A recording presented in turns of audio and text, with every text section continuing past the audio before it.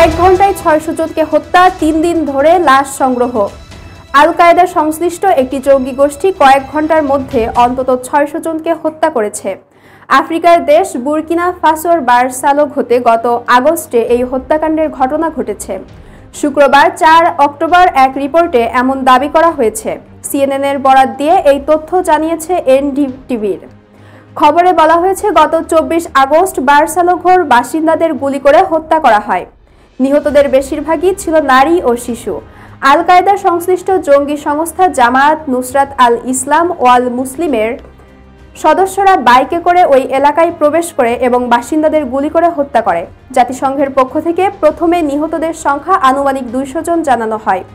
পরে জেএনআইএম জানায় তারা অন্তত ৩০০ জন যোদ্ধাকে হত্যা করেছে। ফরাসি সরকারের নিরাপত্তা প্রতিবেদনে বরাত দিয়ে সিএনএন বলছে, ওই হামলায় অন্তত ৬০০ জন নিহত হয়েছে। জঙ্গিদের থেকে নিরাপদে থাকতে বারসালোঘোয় পরিখা খননের নির্দেশ দিয়েছে বুরকিনা ফাসোর সেনাবাহিনী। ঘটনার দিন পরিখা খনন করছিলেন এমন এক ব্যক্তি সিএনএনকে জানান, তিনি ওই শহর থেকে ৪ কিলোমিটার দূরে ছিলেন। সকাল আনুমানিক ১১টার দিকে প্রথম গুলির শব্দ শুনতে পান। তিনি বলেন, আমি পালানোর জন্য পরিখায় হামাগুড়ি দিতে লাগলাম। মনে হলো হামলাকারীরা পরীক্ষাগুলোই অনুসরণ করছে। এরপর আমি হামাগুড়ি দিয়ে বের হলাম এবং রক্তাক্ত লাশ দেখতে পেলাম। সবখানেই শুধু রক্ত এবং চিৎকার। ওই হামলায় পরিবারের ২ জন সদস্যকে হারানো, প্রাণে বেঁচে যাওয়া আরেকজন বলেন, জেএনআইএম সারাদিন ধরে মানুষকে হত্যা করেছে। তিনি বলেন, ৩ দিন ধরে আমরা লাশ সংগ্রহ করছি।